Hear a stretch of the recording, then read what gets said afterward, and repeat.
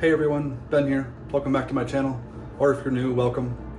So I am still working on the script for my first book review. It's just taking a little longer than I thought it would. I'm realizing I'm not great at getting my thoughts on a book written down. It's just, I don't know, it's harder than I thought it'd be. So I'm still working on it. I want to make sure it's good for you guys. So it's still coming, just gonna take me a little longer to get that first one down.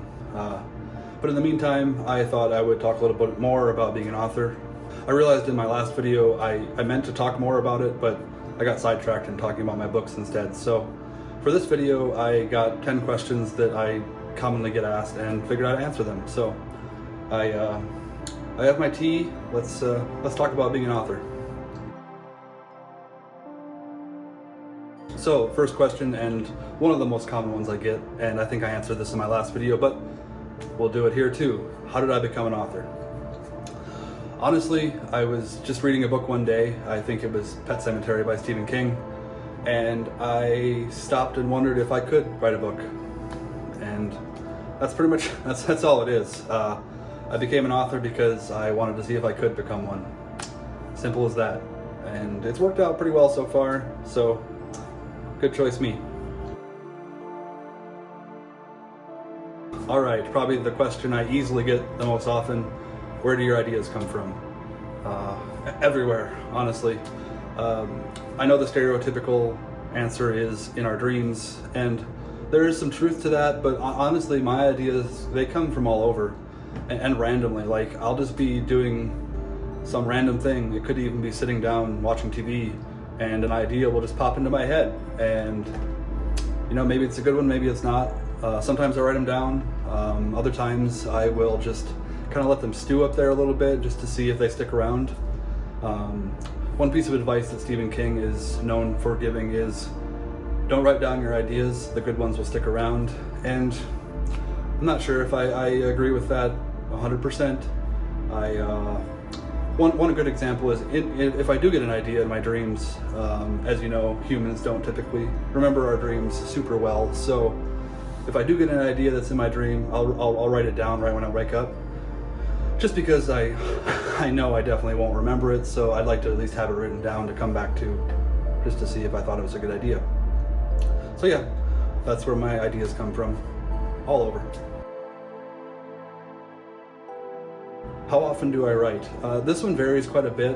Since I do work full-time as a software dev, I can't commit as much time as I'd like to writing. And you know, other life stuff in general gets in the way, but generally speaking, I do like to get 1,000 words in a day. That's not to say that I like absolutely stick to that schedule, like 1,000 words a day, or that's it. If I get 600 words in for the day and I'm just, you know, my brain's just done, like I'm not going to push myself to do another 400 words. That comes with a multitude of problems. It can lead to burnout really quick. Also, it tends to lead to not great writing. So I see a lot of authors get hung up on the word count thing, and it's really not that big a deal.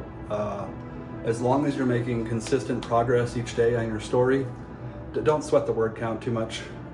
It's good to have a goal, which is why I set that 1,000 word a day goal, just to have that consistent progress. But the actual word count, really not that big a deal, so don't stress it too much. Whether it's 1,000 words, 500 words, even some days I get only 200 words a day. As long as you're making that consistent progress and the story isn't like stalling out too much, don't sweat the word count. This next question is a good one. Do I design my own covers? Yes and no. The actual art isn't created by me.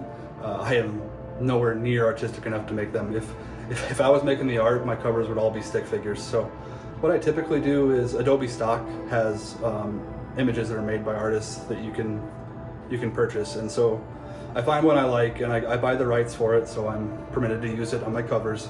So then I'll take the file into Photoshop and add like the title and my name and barcode and the summary on the back and any other little tweaks I want to make to the final design. So yes and no. I don't make the actual art, but I do put it all together for the final cover design. Next question. It's a two-part question. How many drafts do you write, and is the first draft different from the final draft? So typically I do 3 drafts. First draft is the rough draft. This one is exactly what it sounds like. It's meant to get the story from your brain onto the page. That's it. A lot of authors get stuck here where they'll go back and try to fix stuff and make it perfect in this first draft. If I could give one piece of advice, do your best not to do this. It's so easy to get stuck there. Trust me, I'm guilty of it as well, but this first draft is really just meant to get the story down on the page and get it written as fast as you can. It doesn't matter if it's not going to be perfect. If the first draft is perfect, then I mean, I don't want to say you're doing it wrong, because there's no way to write wrong. That sounded weird. You know what I mean?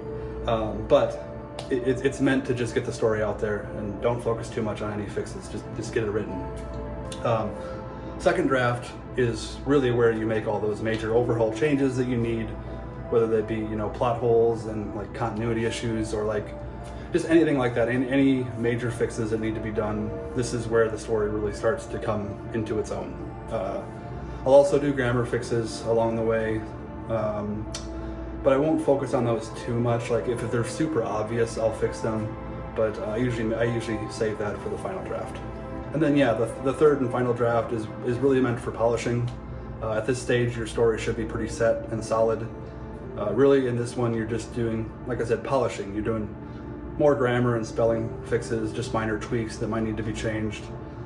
If you misnamed a character here in this section but not in the other one, just small stuff like that as you're going through for a final review. So yeah, 3 drafts. And then for the second part of this question, is the first draft different than the final? It typically is, yeah.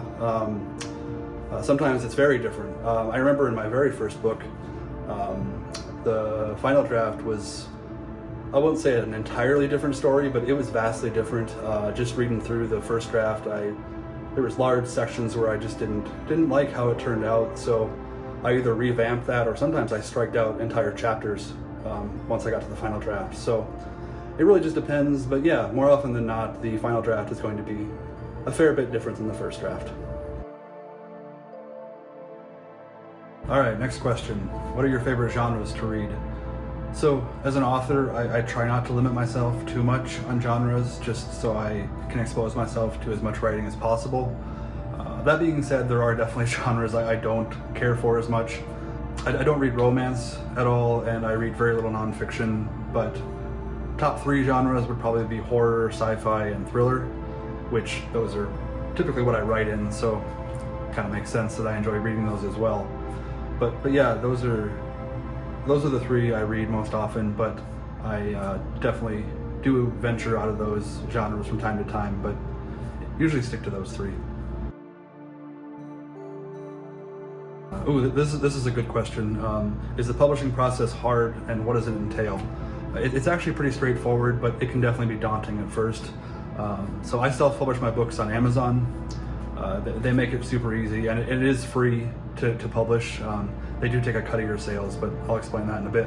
So basically what you do is you create an Amazon KDP account, and then you'll upload your manuscript and the cover, and then you'll fill out some information on your book, like the title, the genre it is, like how much you want to sell it for, what markets you want to sell it for, like US or other countries. You get all that set up.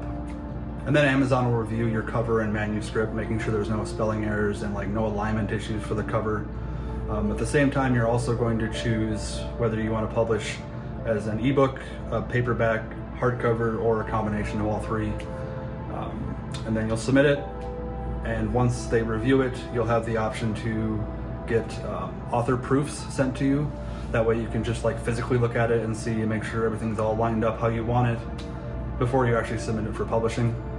But once it all looks good to you, then you tell Amazon to publish it, and usually it doesn't take very long to get that published. The timelines are different for which format.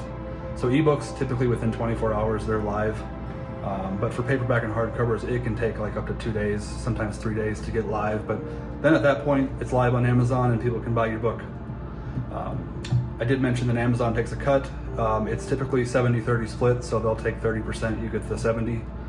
It does vary, like with e-reader, like ebooks, they take less for those just because there's less cost involved in that. So ebooks are definitely where you'll make the most.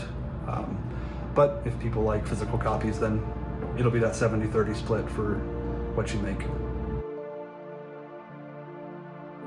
All right, just 2 questions left. Would you like to write full-time? Absolutely. I think most self-published authors would love to be able to write full-time. Unfortunately, unless you reach the levels of like Stephen King or any of those like big household names, it's just not very feasible to do it full-time and make a living. That's not to say it's impossible. You definitely can. There are authors out there that have went from self-publishing and gotten into a big name publisher and gotten on the bestseller list. So it's definitely possible, and I'm going to keep trying. But just know that it's not very easy to do, especially if you want to make a living off of solely writing. But I'm not trying to push you away from it. Just know that it's not super easy. And the last question, are you currently working on anything, and can you share about it? Yeah, I'm working on a horror novel right now, actually. I'm still early on in the rough draft phase, so I don't typically like to share too much at this point, but I'll give you a little glimpse for this video. It's about this family who stays at a lake house for a year. They're staying there because the dad works for a paper, like a newspaper company, and he's writing an article on the lake house. And as time goes on, some weird and like unsettling things start to happen, and it starts to make them question their own sanity, and it just kind of spirals from there. There's some good horror and psychological elements to it, and I'm pretty excited for it. It's my first take on a horror novel, and I love reading horror, so I'm looking forward to getting it finished. But for now, that's really all I want to share. All right, guys, those are the questions. If you've made it this far, I greatly appreciate your support. It means the world to me, truly.